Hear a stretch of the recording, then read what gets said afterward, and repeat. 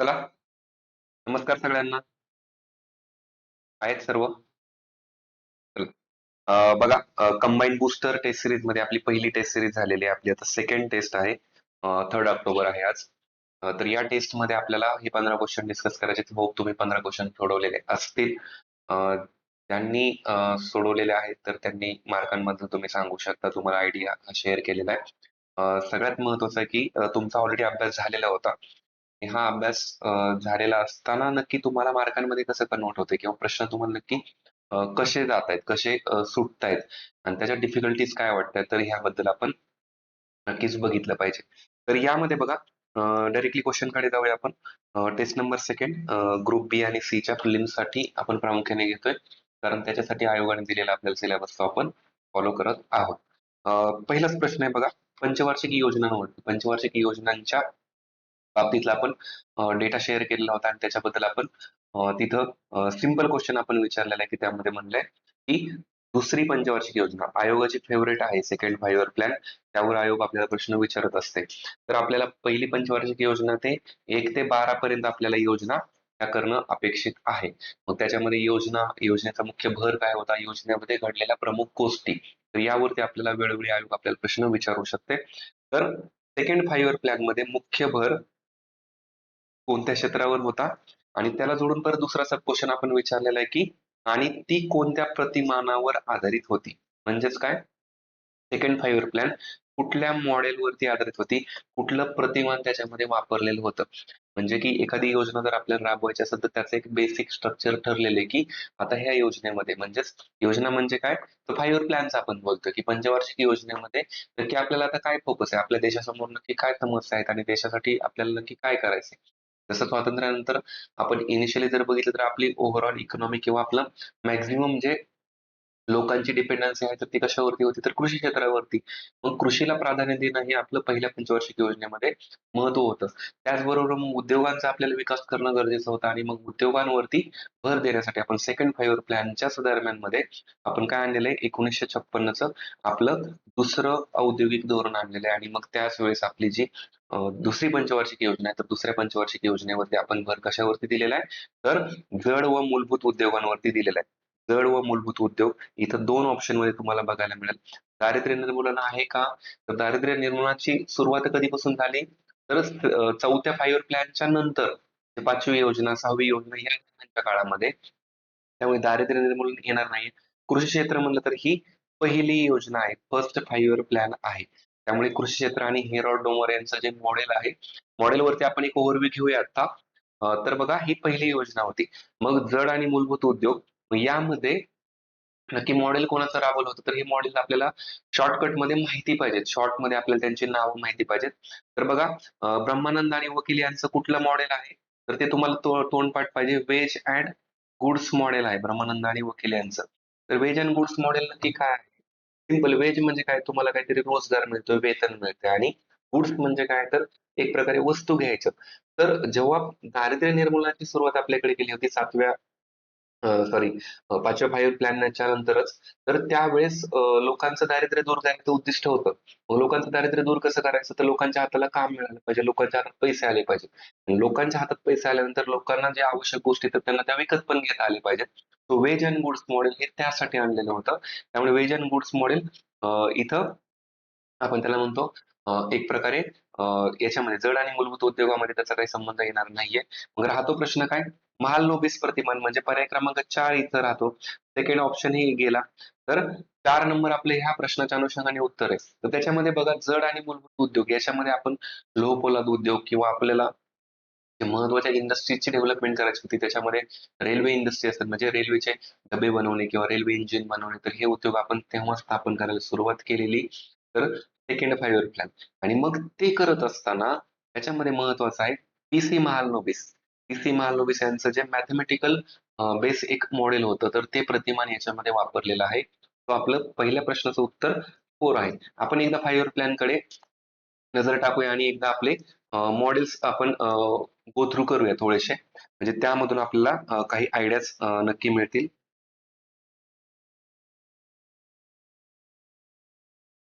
बघा, प्रत्येक योजनेत तुम्हाला काय करायचं की टायटल, म्हणजे पहिली योजना समजा त्याचं नाव काय आणि त्याचा मुख्य भर कशावरती होता आणि कोणतं मॉडेल त्याच्यामध्ये यूज केलेलं आहे. आपण डायरेक्टली आपल्या मॉडेलच्या पॉईंटकडे जाऊया. आता प्रत्येक घडामोडी त्या काळात ज्या घडलेल्या आहेत, तर त्या घडामोडी आपल्याला माहितीच आहेत. आपण त्या घडामोडी करत असतो. यामध्ये बघा वेगवेगळ्या योजनांमधले मॉडेल्स. यातले बघा हेरॉड डोमर यांचं जे मॉडेल होतं, बघा स्वातंत्र्यानंतर आपल्या देशामध्ये म्हणजे एकदम आर्थिक फ्लो म्हणा किंवा आर्थिक घडामोडी म्हणा, तर याची खूप गरज होती. तर त्यासाठी बिग पुश सिद्धांत हा हेरॉड डोमर यांचा आपण पहिल्या 5 प्लॅन मध्ये राबवलेला होता. म्हणजे आपल्या अर्थव्यवस्थेला एक प्रकारे मोठा भांडवली धक्का किंवा मोठी भांडवली गुंतवणूक करणं गरजेचं होतं. आणि कारण का आपल्या अर्थव्यवस्थेला उत्पादन वाढवणं, लोकांना रोजगार देणं हे प्रामुख्याने आवश्यकता होती. म्हणून हे पहिलं आपण बिग पुश मॉडेल राबवलेलं होतं. त्याच्यानंतर मग सेकंड 5 प्लॅन मध्ये महालोबिस यांनी काय मॉडेल आणलंय, की पहिल्या 5 प्लॅन मध्ये आपण म्हणतोय की ठीक आहे गुंतवणूक करायची आपल्याला सगळ्या गोष्टी मान्य आहेत. मग ती गुंतवणूक नक्की कशी करायची आणि कुठे करायची याच्यासाठी आपण सेकंड 5 प्लॅन मध्ये महालनोबिस यांच्या मॉडेलवरती भर दिला. मग त्यांनी सांगितलं की आपल्याला प्रामुख्याने लोकांना लागणाऱ्या गोष्टी आहेत त्याच्या निर्मितीमध्ये आपल्याला गुंतवणूक करावी लागेल. लॉंग टर्मची गोष्ट असेल, लॉंग टर्मच्या डेव्हलपमेंटसाठी आवश्यक गोष्टी असतील त्याच्यातही गुंतवणूक करावी लागेल. म्हणजेच काय भांडवली वस्तू उत्पादनातही गुंतवणूक करावी लागेल आपल्याला लॉंग टर्मसाठी आणि तात्पुरत्या स्वरूपात लोकांना आवश्यक असणाऱ्या गोष्टींमध्ये सुद्धा आपल्याला गुंतवणूक करावी लागेल. म्हणजे तात्पुरत्या स्वरूपात गुंतवणूक केली तर लोकांना रोजगार मिळू शकतो. लॉंग टर्म मध्ये आपल्याला काय लागू शकतो की मोठी आर्थिक प्रगती करता येऊ शकते. मग ह्या बेसिसवरती आपण काय केलेलं आहे, की महालनोबिस यांचं मॉडेल हे भांडवली वस्तू उत्पादनावर राबवण्याचा निर्णय घेतला होता. त्याचबरोबर आपण लघु उद्योगांना सुद्धा तेव्हा प्राधान्य दिलेलं होतं. तर हे झालं सेकंड 5 प्लॅनच्या उद्देशाने. म्हणूनच आपण काय केलं, की मोठी भांडवली गुंतवणूक करत असताना जड आणि मूलभूत उद्योग, मग त्याच्यामध्ये लोहपोलाद उद्योग वगैरे हे आपण तेव्हा सुरू केलेले आहेत. जर आपण सेकंड 5 प्लॅनचा एकदा जस्ट बघितलंच, की त्याच्यामध्ये आपण काय-काय सुरुवात केली. तर सगळ्यात महत्त्वाचं जर बघितलं, तर दुसरं औद्योगिक धोरण आपण आणलं होतं 30 एप्रिल 1956 ला सेकंड 5 प्लॅनमध्ये आणि त्याच्यामध्येच महत्त्वाचे जे प्रोजेक्ट आहेत, तर त्या प्रोजेक्ट म्हणजे भिलाईचा लोहपोलाद कारखाना, रूरकेलाचा असेल किंवा दुर्गापूरचा असेल, तर हे महत्त्वाचे लोहपोलाद उद्योग, त्याचबरोबर खत कारखाने आणि मग बाकीच्या डेव्हलपमेंट्स आपण सुरू केलेल्या होत्या. तर हे लक्षात घ्यायचंय. दुसरी पंचवार्षिक योजना आयोगाची महत्त्वाची राहिलेली प्रश्नामध्ये बऱ्याच वेळा त्यांनी विचारलेलं आहे. ठीक आहे. आता बाकीच्या मॉडेल्सकडे आपण जाऊया आणि इतर पंचवार्षिक योजनांमधला जो डेटा आहे तर तो तुम्ही करून ठेवायचा आहे. नेक्स्ट टेस्टमध्ये आपण परत अजून एखादा त्याच्यावरती क्वेश्चन ऍड करू म्हणजे जेणेकरून आपलं ते रिवाइज होऊन जाईल. बघा आता महालनोबिस यांच्या नंतर जी तिसरी पंचवार्षिक योजना होती. तर तिसऱ्या पंचवार्षिक योजनेमध्ये आपण काय केलं की सुखमाय चक्रवर्ती यांच्या वर आधारित असणारं किंवा त्यांनी दिलेलं मॉडेल आपण राबवलं. त्याच्यामध्ये महालनोबिस यांच्या मॉडेलचा पण काही रेफरन्स होता. तर सुखमय चक्रवर्ती यांचा एक मॉडेल होतं ते थर्ड 5 प्लॅन. पण तिसरी पंचवार्षिक योजना आपल्याला माहिती आहे की ती अपयशी ठरलेली. कारण का? 1962चं चायनासोबतचं युद्ध, 65चं पाकिस्तानसोबतचं युद्ध आणि दुष्काळ वगैरे पडल्यामुळे आपली योजना ही काय झालेली तर कुठेतरी अपयशी ठरलेली आहे. मग त्याच्यानंतर 4थी, 5वी, 6वी योजना. आता तिसऱ्या 5 प्लॅन नंतर आपण योजनेला सुट्टीचा काळ दिला होता. कधी दिला होता? 1966 ते 1969 हा आपला काय होता? प्लॅन हॉलिडे होता. योजना सुट्टीचा काळ होता आपण त्याला म्हणतो. हे पण करून ठेवायचं आपल्याला विचारलं जातं. या योजना सुट्टीच्या काळानंतर मग 4थी, 5वी आणि 6वी जी योजना आहे, तर या योजना म्हणजे या 5 प्लॅनमध्ये आपण ॲलन मान आणि अशोक रुद्र यांचं मॉडेल यूज केलेलं आहे. तुम्हाला प्रिव्हियस इयरच्या क्वेश्चनमध्ये एक प्रश्न थोडासा वियर्ड किंवा एक वेगळा विचारलेला बघायला मिळेल. त्याच्यामध्ये त्यांनी मिक्स केलेलं की ब्रह्मानंद वकील आणि परत दुसरी 5 प्लॅन असं काहीतरी एक मिक्सचर केलं होतं. तर तो क्वेश्चन आयोगाचा थोडासा मिसमॅच झाला पण त्यांनी काय तो क्वेश्चन रद्द वगैरे नाही केलेला त्यांनी. त्यातल्या त्यात अप्रोप्रिएट जे उत्तर येऊ शकतं तर ते उत्तर दिलेलं आहे. तर तुम्ही तो क्वेश्चन प्रिव्हियस इयरमध्ये बघून घ्याल. तर बघा ॲलन मान आणि अशोक रुद्र यांचं ओपन कन्सिस्टन्सी मॉडेल होतं. आता नावामध्येच काय आहे? ओपन कन्सिस्टन्सी किंवा खुलं सातत्य म्हण. म्हणजेच काय ना, की जसं वातावरण फेव्हरेबल असेल त्यानुसार आपण ॲक्शन घ्यायची. म्हणजेच काय जर समजा आयात निर्यात जर आपल्याला म्हणजे निर्यात जर फेव्हरेबल असेल तर निर्यातीला आपण प्राधान्य द्यायचं. म्हणजेच काय तर निर्यात होणाऱ्या वस्तूंचं प्रोडक्शन करायचं. आणि जर निर्यात होत नसेल आणि उगीचच आपल्याला परकीय आणि ह्याच्यावरती जर डिपेंडन्सी वाढत असेल, तर त्या तुलनेमध्ये मग आपण लोकांना लागणाऱ्या गोष्टी निर्माण करण्यामध्ये प्राधान्य द्यायचं. म्हणजेच काय एक प्रकारे जर समजा आयात निर्यात रोजगार अनुकूल असेल, अनुकूल म्हणजेच काय, त्याला आपण म्हणतो पॉझिटिव्ह असेल तर भांडवली वस्तू उत्पादन करायच्या. आणि जर समजा निर्यात अनुकूल नसेल, पॉझिटिव्ह नसेलच, तर मग त्यावेळेस आपण ग्राहक वस्तू उत्पादनावरती भर द्यायचा. तर असं हे 4थ्या 5व्या फायव्हर प्लॅन मध्ये आपण ते इम्प्लिमेंट केलेलं. त्यानंतर मग 5व्या योजनेनंतर 7वी योजना जर म्हणली, म्हणजे जसं आपण म्हणले की 5व्या 6व्या योजनेपासून आपण दारिद्र्य निर्मूलनाला सुरुवात केली. दारिद्र्य निर्मूलनाला सुरुवात प्रामुख्याने 6व्या योजनेवरती मुख्य भर होता. आणि 6व्या योजनेत ज्या वेगवेगळ्या रोजगाराच्या योजना सुरू केल्या, तर त्या ऍक्च्युअल मध्ये येण्यासाठी मग 7वी योजना उजाडली. मग त्यावेळेस लोकांच्या हातात काम आलं होतं किंवा लोकांना काम मिळत होतं, पण मग लोकांना लागणाऱ्या वस्तू वगैरे म्हणजे ह्या दोन्हींचं कॉम्बिनेशन करण्यासाठी वेज अँड गुड्स मॉडेल आपण ब्रह्मानंद आणि वकील यांचं हे 7th फायव्हर प्लॅन मध्ये राबवलेलं बघायला मिळतं. त्यामुळे आधी ॲलन मान आणि अशोक रुद्र यांचं मॉडेल आणि त्याच्यानंतर मग ब्रह्मानंद वकील यांचं 7व्या फायव्हर प्लॅन मधलं मॉडेल. लक्षात घ्यायचं की बहुतेक गुंतवणुकीपेक्षा एक ग्राहक वस्तू उत्पादनाकडे जाणं गरजेचं होतं. म्हणजेच लोकांना कामही द्यायचं आणि लोकांसाठी आवश्यक असणाऱ्या गोष्टीही निर्माण करायच्या, असं त्याचं उद्दिष्ट आपल्याला बघायला मिळतं. मग 7व्या योजनेनंतर आपल्याला इथे ती म्हणजे 91 एलपीजीचा काळ. मग तेव्हा आपण कुठलं मॉडेल राबवलेलं आहे, तर राव मनमोहन किंवा पी.व्ही. नरसिंहराव आणि मनमोहन सिंग यांच्याबद्दल आपण पाहिलेच. याच्यामध्ये प्रामुख्याने एलपीजीच्या रिफॉर्म्समध्ये महत्त्वाचं योगदान त्यांचं राहिलेलं आहे आणि त्यालाच आपण खाऊचा प्रतिमान सुद्धा म्हणतो, म्हणजे खासगीकरण, उदारीकरण आणि जागतिकीकरण. तो 8व्या फायव्हर प्लॅन नंतर आपण काय केलेलं आहे, तर प्रामुख्याने जागतिकीकरणावरती किंवा एलपीजी वरती आपण प्रामुख्याने भर दिलेला आहे. मग नंतर 8व्या योजनेपासून ते 12व्या योजनेपर्यंत आपण त्याचेच जे काही घटक आहेत प्रमुख, तर त्यावरती आपण भर दिलेला आहे. त्याचबरोबर 11व्या फायव्हर प्लॅन मध्ये पुरा नावाचं एक मॉडेल विकसित झालं होतं किंवा त्याला आपण म्हणतो की पुरा प्रतिमान. तर ते कोणाच्या संकल्पनेतून आलं होतं? तर आपले माजी राष्ट्रपती डॉक्टर ए.पी.जे. अब्दुल कलाम यांच्या संकल्पनेमधून टार्गेट 3 बिलियन या पुस्तकामध्ये त्यांनी ती संकल्पना मांडली होती आणि त्याच्यातून आता पुराचा फुल फॉर्म काय? की प्रोव्हाइड करायच्यात. कुठल्या? तर urban immunity in rural areas किंवा अर्बन ज्या गोष्टी आहेत, त्या शहरी भागामध्ये असणाऱ्या सुविधा आहेत, ज्या पायाभूत सुविधा आहेत, तर त्या रुरल भागामध्ये प्रोव्हाइड करणं. म्हणजेच त्यासाठी इन्फ्रास्ट्रक्चर वरती भर देणं. हे मॉडेल आपल्याला 11th फायव्हर प्लॅन मध्ये डेव्हलप झालेलं बघायला मिळतं. मग त्याच्या माध्यमातून भौतिकरित्या डिजिटल किंवा नॉलेजच्या दृष्टीने किंवा आर्थिकदृष्ट्या किंवा आध्यात्मिकदृष्ट्या कनेक्टिव्हिटी करणं खूप गरजेचं होतं. असं या मॉडेलमध्ये मांडलेलं आहे. याच्यामध्ये फक्त सोशल कनेक्टिव्हिटी नाहीये, हे लक्षात घ्या. सोशल किंवा त्याला आपण सामाजिक जोडणी म्हणतो, तर सामाजिक जोडणी नाही. जुना जेव्हा एसटीआयचा वगैरे आपला सिलेबस होता, तर त्याच्यामध्ये असे क्वेश्चन्स विचारलेले आहेत. तर आपल्याला आता अपेक्षित तसे नाहीत क्वेश्चन, पण आपल्याला ते माहिती असावं. नंतर मग इतर काही मॉडेल्स पण आहेत, जसं गांधी प्रतिमान. आता गांधी प्रतिमान म्हणजे की गांधीजींच्या तत्वांवरती, विचारांवरती आधारित हे मॉडेल आधीच्या याच्यामध्ये आपण कुठेतरी त्याच्यामध्ये म्हणजे जिथं-जिथं आवश्यक आहे तिथं-तिथं आपण ते यूज केलेलं होतं. जसं की मग बेसिक सुविधा देणं किंवा लघु कुटीर उद्योगांना प्राधान्य देणं, त्यांना प्रोत्साहन देणं. त्याचबरोबर मग नंतरच्या काळामध्ये नवगांधी प्रतिमान आपल्याला डेव्हलप झालेलं बघायला मिळतं. म्हणजे गांधी प्रतिमानावरतीच आधारित नव्याने निर्माण झालेल्या गोष्टींवरती, म्हणजे एक प्रकारे पुरा मॉडेल प्लस त्याचबरोबर लोकांना आवश्यक असणाऱ्या ज्या गोष्टी आहेत किंवा त्याच्यामध्ये मग आपण फर्स्ट ग्रीन रिव्होल्यूशन तर सेकंड ग्रीन रिव्होल्यूशनच्या काळामध्ये आलो किंवा नदी जोड प्रकल्प किंवा एज्युकेशन किंवा आरोग्याच्या सुविधा यांवरती भर देणं हे नवगांधी प्रतिमान सुद्धा आपल्याला यामध्ये बघायला मिळतं. तर अशा प्रकारचे वेगवेगळे मॉडेल्स आहेत आणि आपल्याला त्यावरती प्रश्न विचारला जाऊ शकतो.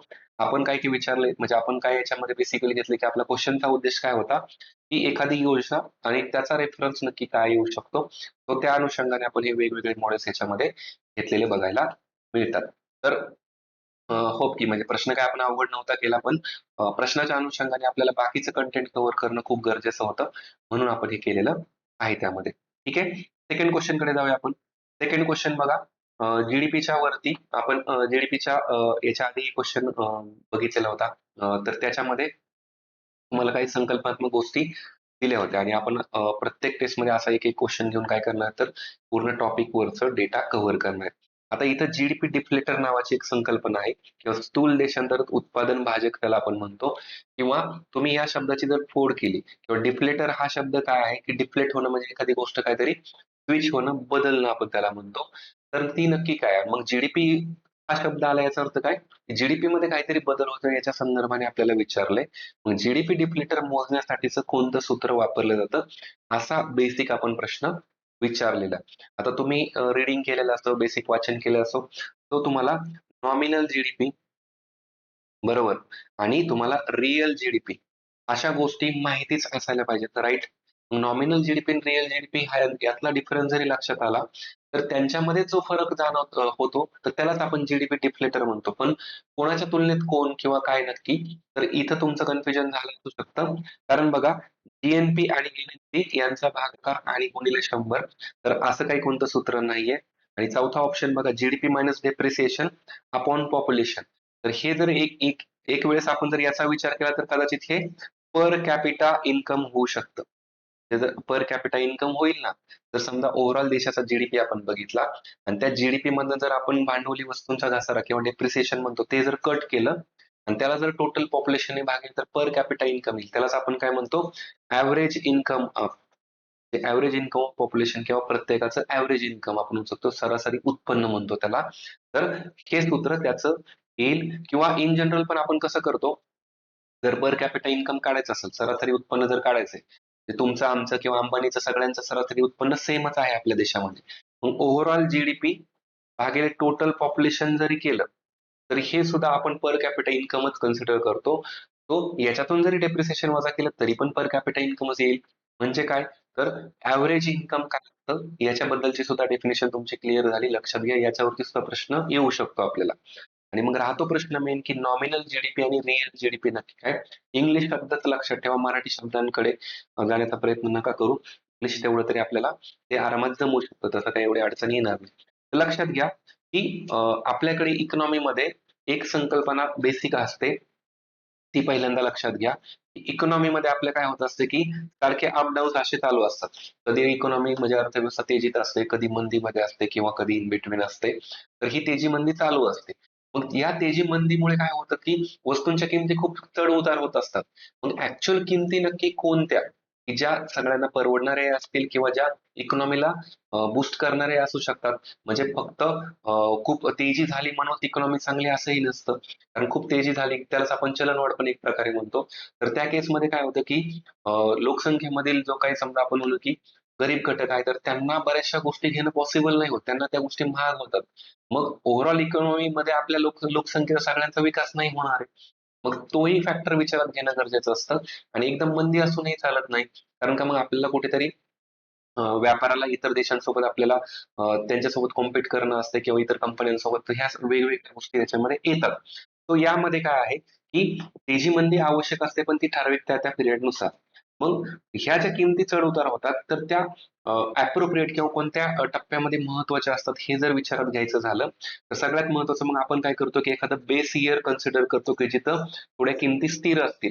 आणि मग त्या बेस इयरच्या तुलनेमध्ये मग सध्या काय घडतंय, सध्या किती चेंज झालेला आहे आणि त्या किमतींमधला जो काही फरक आहे, तर त्या फरकावरून आपण असं समजू शकतो की हा आता चलनवाढ कितीतरी झाली, किती पर्सेंटने झालेली, मग किती गोष्टी परवडतायत किंवा आता आपल्याला कुठल्या उपाययोजना करायला पाहिजेत.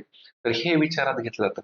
म्हणजे बेस इयर नावाची संकल्पना म्हणजे एखादं बेसिक इयर मूळ वर्ष आणि मग सध्याचं करंट वर्ष किंवा करंट वर्ष किंवा चालूमध्ये आत्ता मार्केटमध्ये नक्की किमती किती येतात. मग त्याला आपण काय म्हणतो, एमपी म्हणू शकतो, मार्केट प्राइस आपण म्हणतो.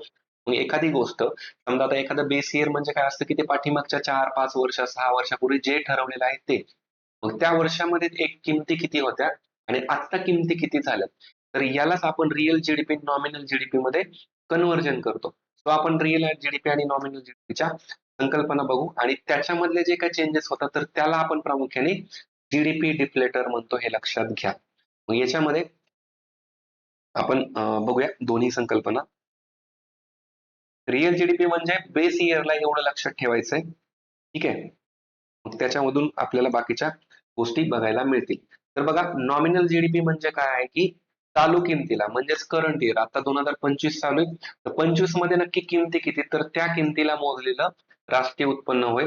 तर हे लक्षात घ्या की नॉमिनल जीडीपी आणि रिअल जीडीपी म्हणजेच काय, तर बेस इयर स्थिर किमतीला मोजलेलं राष्ट्रीय उत्पन्न, तेव्हा नक्की किमती किती होत्या या बेसिसवरती.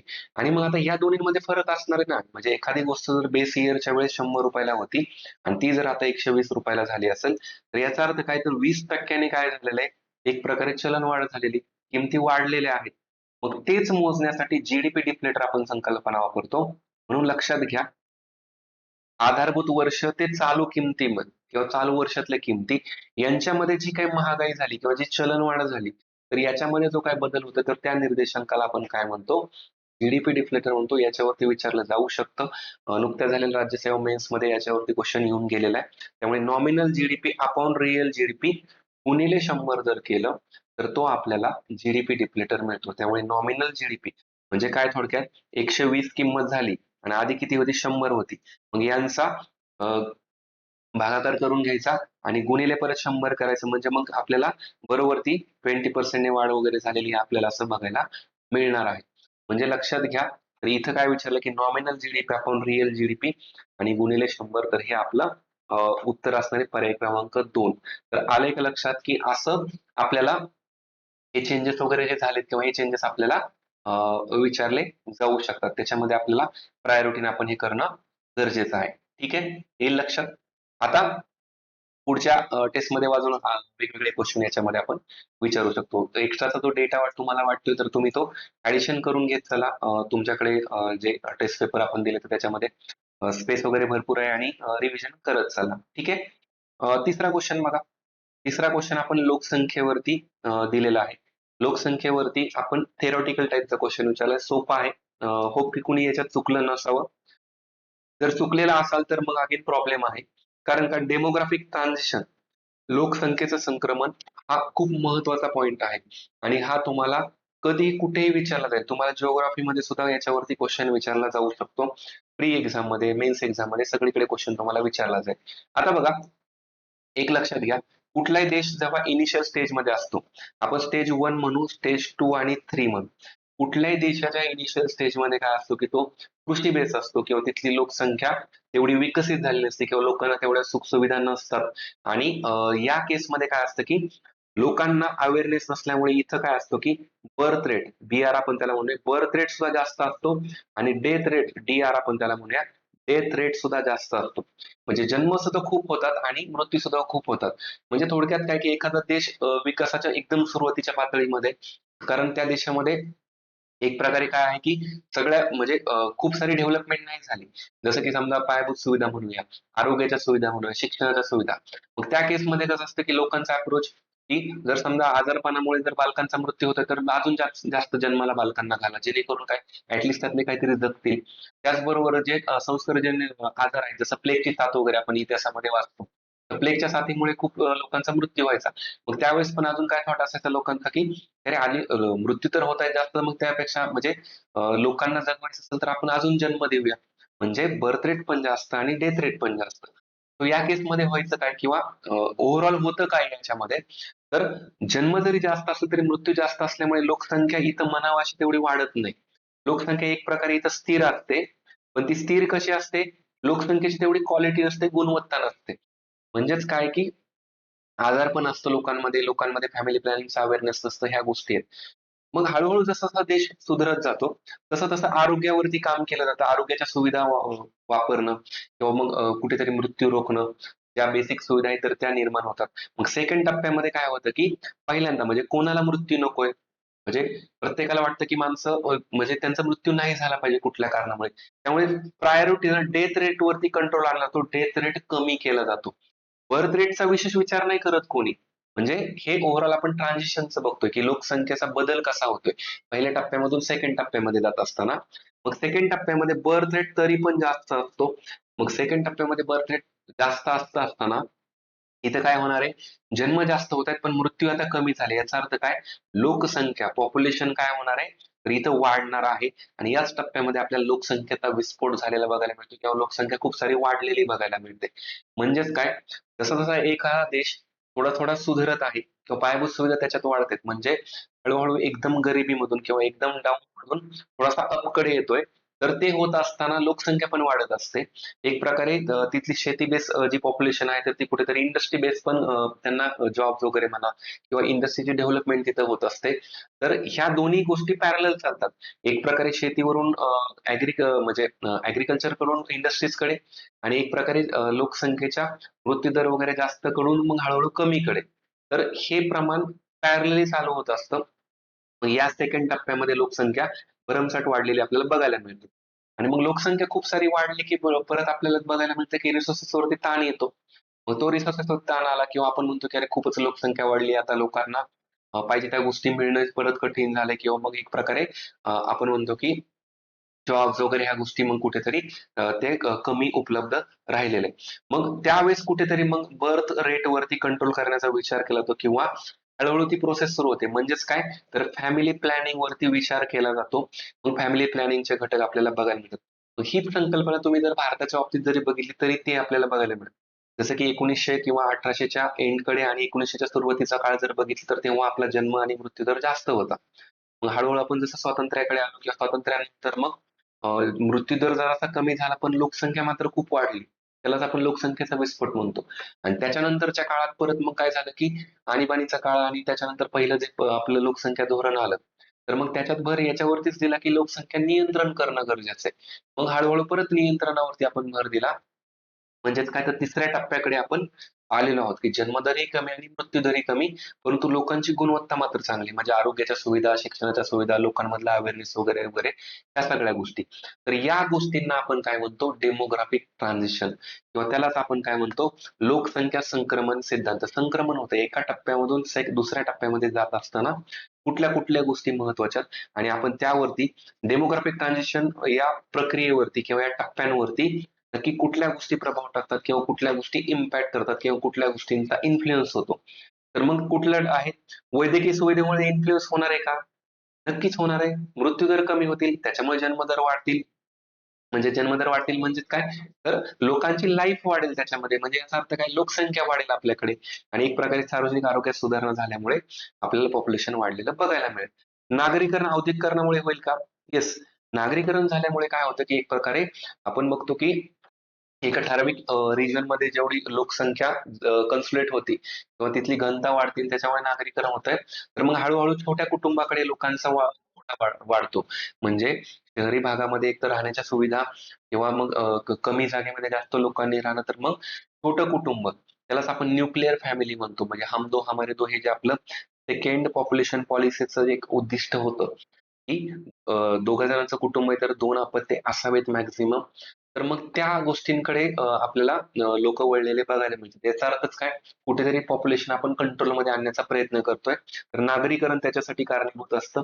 औद्योगिकरणामुळे लोकांचं एक प्रकारे शेतीवरून उद्योगाकडे जात असतात आणि हे जात असताना जॉब निर्माण होतात आणि जेव्हा वर्किंग पॉप्युलेशन असेल तर परत कुठेतरी छोट्या फॅमिलीचा विचार केला जातो. त्यामुळे हे सुद्धा ट्रान्झिशन वरती भर टाकणार आहे आणि शिक्षण असल्यावर तर ते तर शिक्षण तर महत्वाचंच आहे. आणि शिक्षण घेतलं म्हणजे परत तो अवेअरनेस निर्माण होतो आणि शिक्षणामुळे परत उशिरा लग्न करणं या गोष्टींना प्राधान्य दिलं जातं. म्हणजे कुठेतरी परत बर्थ रेट कंट्रोल करायला महत्वाची मदत होते आणि त्याच्यामध्ये महिलांचं शिक्षण खूप महत्वाचं आहे. यावरती भर दिला जातो. तो याच्यामध्ये अ, ब, क हे तिन्ही विधानं जे आहेत, तर ते नक्कीच याच्यावरती भर टाकत असतात. तर हे वन बाय वन लक्षात घ्यायचंय. आपल्याला यावरती प्रश्न विचारला जाऊ शकतो. कसाही कन्सेप्च्युअल वगैरे विचारला, तरी तो लक्षात घ्यायचा आहे त्यामध्ये. ठीक आहे? त्याच्यानंतर चौथा क्वेश्चन बघा. बँकेवरती किंवा आपल्या आर वरती आपण क्वेश्चन विचारलेला आहे आणि आर आपण एक प्रकारे काय म्हणतो, अंतिम कर्जदाता किंवा त्याला आता आपण काय म्हणतो, lender of last resort. Lender म्हणजेच काय? एक प्रकारे कर्ज देणारे आपण त्याला म्हणतो. किंवा कर्ज देणारे, देणारा वगैरे, वगैरे. तर लेंडर म्हणजे काय आहे? तर एक मदत देणारा. मदत म्हणजे एक प्रकारे आपण म्हणूया की ठीक आहे कर्जच आहे. आणि लास्ट रिसॉर्ट आहे म्हणजेच काय? शेवटचा ऑप्शन म्हणून आपण बघतो. म्हणजे शेवटचा ऑप्शन म्हणून आपण जर कोणाकडे बघतोय, तर त्यांचा महत्त्वाचा रोल असणार आहे. मग आर अंतिम कर्जदाता आपण म्हणतोय. तो त्याचा अर्थ काय असा आपण विचारलेला आहे. मग 4 ऑप्शन मधून तुम्हाला अवघड नसेल गेलं. कारण इथं बघा सेकंड म्हणजे काय आर्थिक संकटात थेट उद्योगांना कर्ज देणे. उद्योग हा लिमिटेड घटक आला, काही संबंध नाहीये. संकटाच्या काळात शेतकऱ्यांना थेट अनुदान देते. देते का शेतकऱ्यांना थेट अनुदान? नाही देत. त्याच्यानंतर बघा, तुमचं कन्फ्युजन कदाचित म्हणजे त्यात पण नसेल झालं, पण 1 आणि 4 नंबरच्या ऑप्शनमध्ये मे बी झालेलं असावं. तर बघा, आर फक्त राज्य सरकारांना कर्ज उपलब्ध करून देते. त्यामुळे इथं सुद्धा लिमिटेड घटक दिलेला आहे. फक्त राज्य वगैरे काही संबंध नाहीये. मग राहतो पर्याय क्रमांक 1. तर व्यावसायिक बँका किंवा आपण म्हणू की बँका ज्या आहेत, त्यांना लिक्विडिटीसाठी लिक्विडिटी म्हणजेच काय? की त्यांच्या हातामध्ये तात्पुरता पैसा आहे ना, खूप सारा पैसा हातामध्ये असणं, खर्च करण्यासाठी पैसा उपलब्ध असणं त्याला आपण लिक्विडिटी म्हणतो. तर तो पैसा उपलब्ध असणं, लिक्विडिटीचा तुटवडा आल्यास आरबीआय काय करते तर बँकांना कर्ज देते. तर याला आपण काय म्हणतो एक प्रकारे लेंडर ऑफ लास्ट रिसॉर्ट. म्हणजे जी आपली ओव्हरऑल देशामधली बँकिंग व्यवस्था आहे, तर ती जर समजा संकटात सापडली असेल, तर संकटात सापडली म्हणजे एक प्रकारे अर्थव्यवस्थेमध्ये सुद्धा समजा मंदी सदृश परिस्थिती आणि लोकांच्या हातात पैसा आणायचा किंवा मार्केटमध्ये पैसा होतोयच आणि बँकांकडे पण पैसा तेवढा नाही, तर मग आरबीआय याच्यामध्ये नक्कीच काम करत असते. तर आरबीआय ठराविक रकमा ह्या बँकांना देत असते, म्हणून तिला अंतिम कर्जदाता म्हटलं जातं. आणि बँकांना तर देतेच, त्याचबरोबर गव्हर्नमेंटला जरी गरज असेल, शासनाला जरी गरज असेल तरी पण आरबीआय मदत करते. त्यामुळे आरबीआय एक प्रकारे अंतिम कर्जदाता असं म्हटलं जातं किंवा अंतिम त्राता वगैरे असं सुद्धा म्हटलं जातं.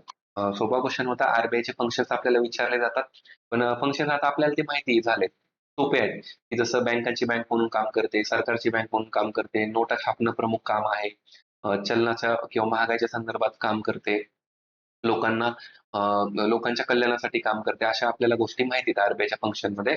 पण असं काहीतरी जर वेगळं विचारलं तर आपल्याला ते माहिती असायला पाहिजे. या प्रश्नानंतर पुढचा प्रश्न आहे बघा, 5 नंबरचा पॉवर्टीवरती. पॉवर्टीच्या कमिटीज वगैरे सगळ्या आपल्याला घ्यायच्या आहेत. आता करायची नाहीये, सगळं आपण वन बाय वन घेऊया. तर याबद्दल कदाचित तुम्हाला थोडंसं कन्फ्युजन झालं असेल, कारण रेग्युलर आपल्याला सवय म्हणूया किंवा आपण मॅक्झिमम ज्याच्यावरती भर देतो त्यावरती म्हणूया. तर तेंडुलकर समिती आणि आपण रंगराजन समिती प्रामुख्याने डिटेल करतो आणि एक्झाम मध्ये आयोग सुद्धा आपल्याला त्यावरती प्रश्न विचारते.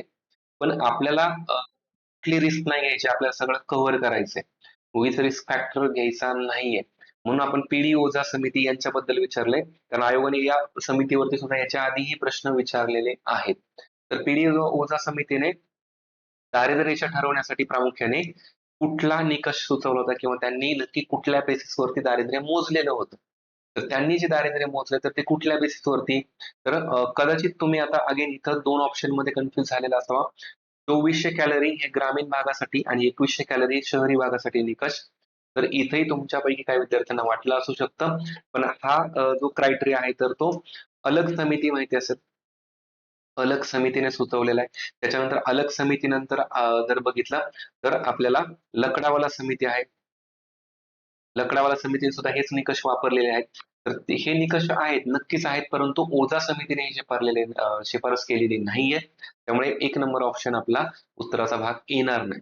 त्याच्यानंतर शिक्षण व आरोग्यावर आधारित निकष हे कोणी सुचवलेले आहेत? तर ते तेंडुलकर समितीने सुचवलेले आहेत. शिक्षण आणि आरोग्याचा समावेश करावा. म्हणजे त्यांनी टीका केली होती, की आपण फक्त कॅलरी मूल्य बघतोय किंवा अन्न घटकच आपण विचारात घेतोय.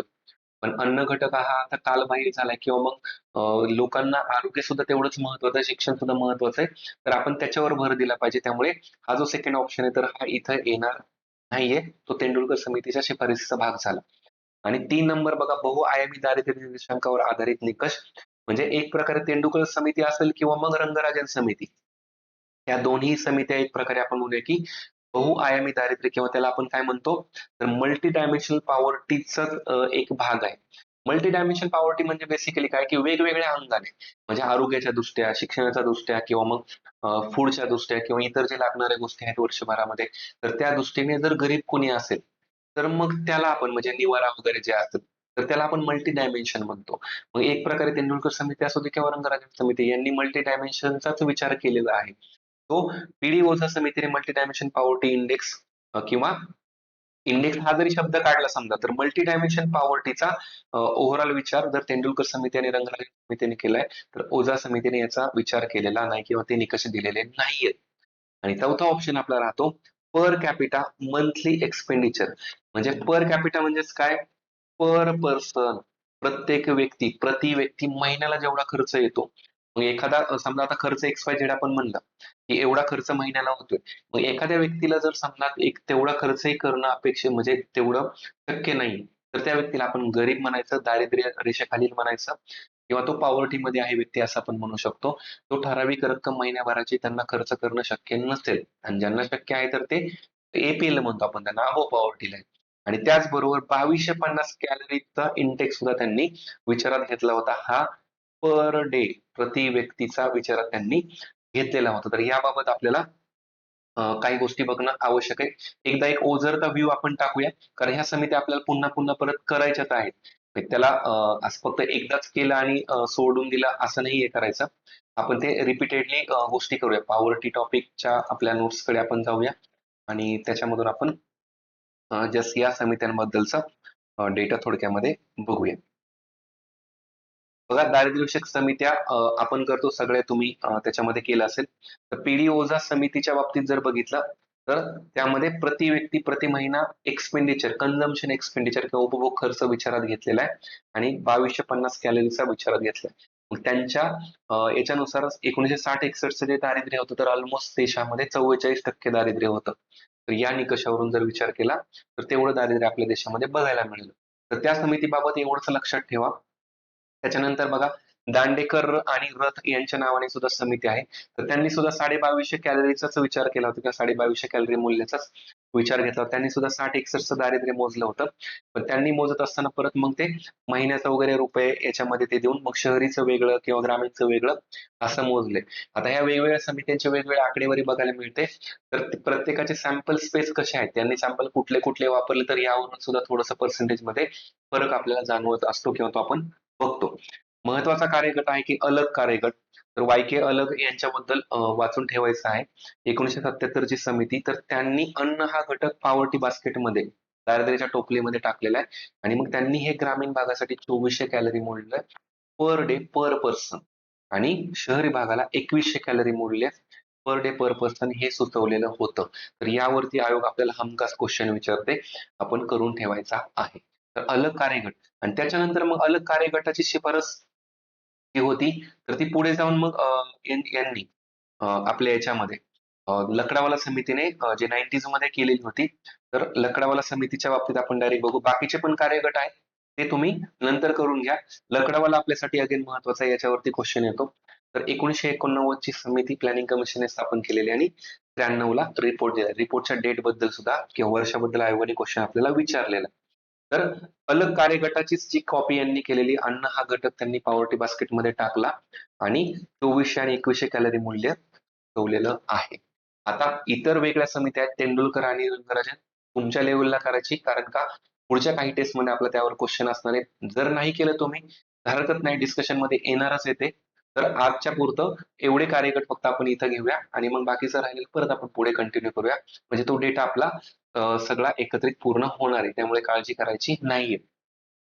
आणि बऱ्याच वेळा कसं होतं की वन गो मध्ये जर सगळं वाचलं ना, आकडेवारीमध्ये आपलं थोडंसं मिसमॅच होऊ शकतं.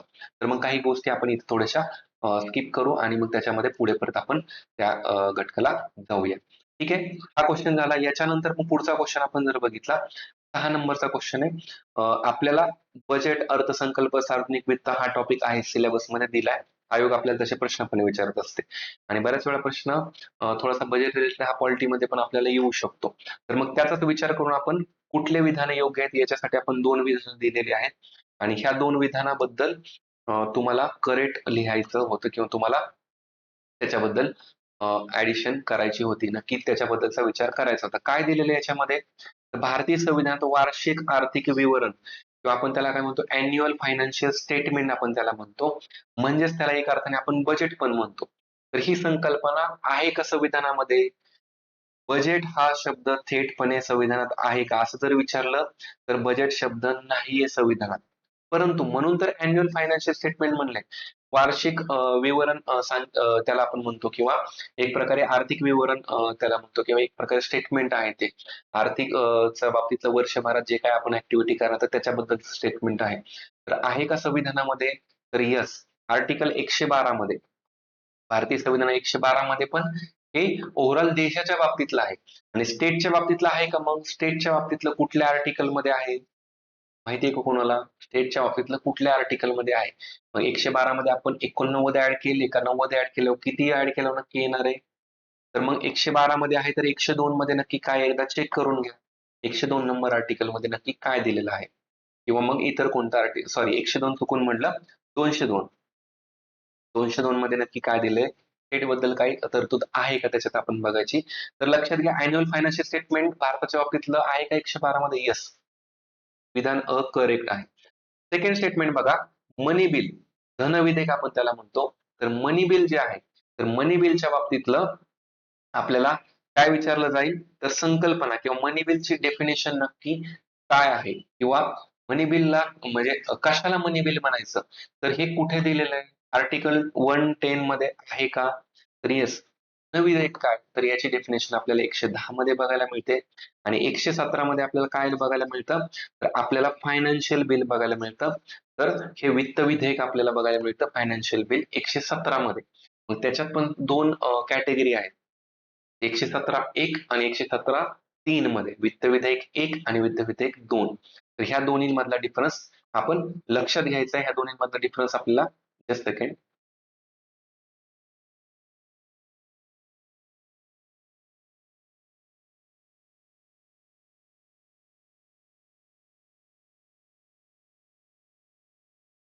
ठीक आहे. तर ह्या दोन्ही विधेयकांमधला आपल्याला डिफरन्स लक्षात घ्यायचा आहे.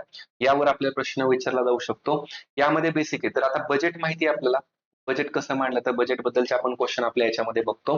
तर ही दोन्हीही विधानं करेक्ट आहेत. अ आणि ब दोन्ही योग्य आहेत. आपल्याला आर्टिकल वरती क्वेश्चन येतील. आर्टिकल वरचे वेगवेगळे क्वेश्चन आपण टाकलेले आहेत किंवा टाकणार आहोत. जसं की कॅग बद्दलचं आर्टिकल, कॅगचे रिपोर्ट्स, त्याच्याच बरोबर नंतर आपल्याकडे फायनान्स कमिशन आहे. फायनान्स कमिशन स्थापन केलेलं आहे. फायनान्स कमिशनचे अध्यक्ष वगैरे आपण करतो. पण फायनान्स कमिशन कुठल्या आर्टिकलने आणले किंवा टॅक्स बद्दलच्या तरतुदी काय आहेत, तर हे सुद्धा करणं आवश्यक आहे. दोन्हीचं आपण कॉम्बिनेशन करत असतो. तर हे करायला पाहिजे त्यामध्ये. ठीक आहे. तर हा 6 नंबरचा पर्याय क्रमांक 3 उत्तर यामध्ये आहे. त्यानंतर बघा 7 नंबरच्या क्वेश्चन कडे जाऊ आपण. पुन्हा एकदा लोकसंख्येचा क्वेश्चन आहे. लोकसंख्येच्या याच्याबद्दल जर आपण बघितलं तर इथं आकडेवारीवरती आलो तर आपण आकडेवारी थेटपणे दिली नसली तरी पण लक्षात घ्या याच्यामध्ये काय म्हणलेलं आहे. तर 2011 ची जनगणना आहे आणि कोणतं राज्य किंवा युटी मुद्दामून ऑर मध्ये दिलेलं आहे. थोडंसं कन्फ्युजन व्हावं म्हणूनच दिलेलं आहे. तर राज्य किंवा युटीचं लिंग गुणोत्तर हे सर्वाधिक आहे. सर्वाधिकचा अर्थ काय होतो की देशामध्ये टॉप कोण आहे असं विचारलेलं आहे. मॅक्झिमम कोण आहे हे विचारलेलं आहे. हायेस्ट सेक्स रेशो कुठल्या राज्याचा का युटीचा आहे. मग तुमचं कन्फ्युजन दोन ठिकाणी व्हायलाच पाहिजे. महाराष्ट्र तर नाही हे आपल्याला माहिती आहे. महाराष्ट्राचा लिंग गुणोत्तर टॉपमध्ये नाहीच आहे. मग तामिळनाडूमध्ये कदाचित काहींचं झालं असेल पण तुम्ही हे सुद्धा कट करायला पाहिजे. दोन ऑप्शन इलिमिनेट तुमच्याकडनं झाले पाहिजेत. दोन ऑप्शन मध्ये तुम्ही चुकला असाल तर ओके, नो प्रॉब्लेम. चुका होऊ द्या इथं. की तुम्हाला केरळ किंवा पॉंडिचेरी जर वाटत असेल दोन्हीपैकी म्हणजे कोणतं तरी एक, तुम्ही जर पॉंडिचेरीला गेला असाल आणि तुमचं चुकलं असेल हरकत नाही. तुम्ही केरळला आला असेल, केरळ तुमचं बरोबर आलं तर तरी हरकत नाही. पण तुम्हाला एकदम क्लोज वाला ऑप्शन जेव्हा येईल तर त्याच्यावरती भर द्यायचा आहे किंवा तुमचं रिडिंग किंवा तुम्ही जेव्हा रिव्हिजन कराल तर क्लोज वाले ऑप्शन्स येऊ शकतात हा विचार करूनच तुम्ही अभ्यास करायचा आहे. मग केरळचं किती आहे? 1000 समथिंग किती 87 सॉरी 84 असेल. 1084 नंतर मग पॉंडिचेरीचं 1037-38 समथिंग आहे. आपण एकदा बघूया कारण सिंधुदुर्ग, रत्नागिरी हे सुद्धा आपले 1000 प्लस आहेत जिल्हे आपल्या महाराष्ट्रामधले आणि राष्ट्रीय पातळीवरती मग 1000 प्लसचा जो सेक्स रेशो आहे तर तो केरळ, पॉंडिचेरी याच्यामध्ये आपल्याला पाहायला मिळतो. त्यामुळे इथं आपल्या 7 नंबर क्वेश्चनचं उत्तर पर्याय क्रमांक 2 आहे. तर आपण याच्या आकडेवारीमध्ये थोड्याशा गोष्टी बघूया. तर एकदा आपल्याला त्या गोष्टी बघता येतील.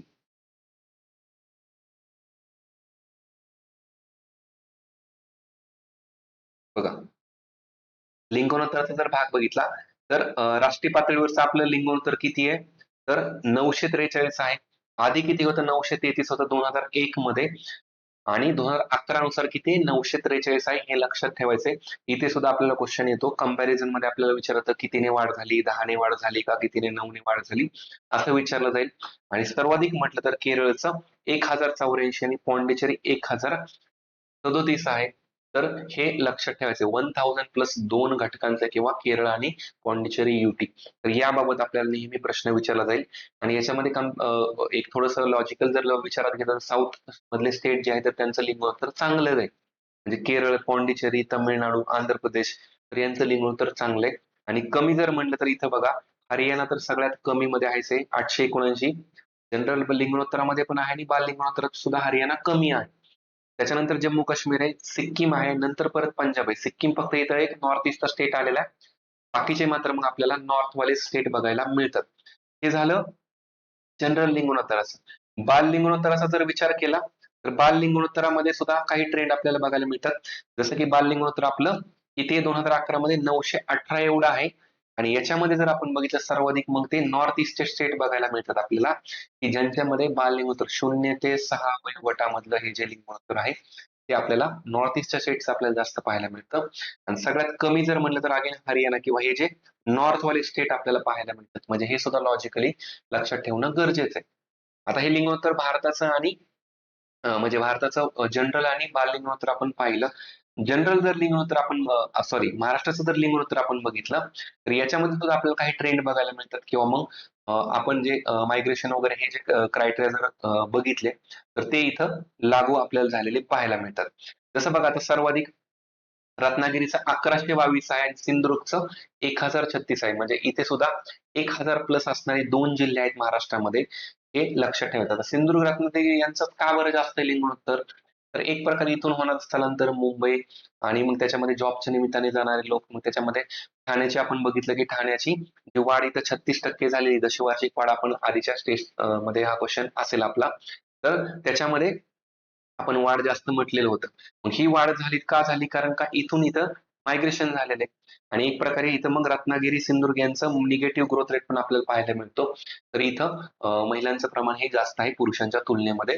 हे लक्षात ठेवायचं. त्याच्यानंतर गोंदिया आणि सातारा आहे. आणि सगळ्यात कमी म्हणलं तर इथं उलट आहे बघा. मुंबई शहर आणि मुंबई उपनगरामध्ये. कारण का तिथं पुरुषांची संख्या जास्त आहे, महिलांची संख्या कमी आहे. तर हे सुद्धा लक्षात ठेवायचंय.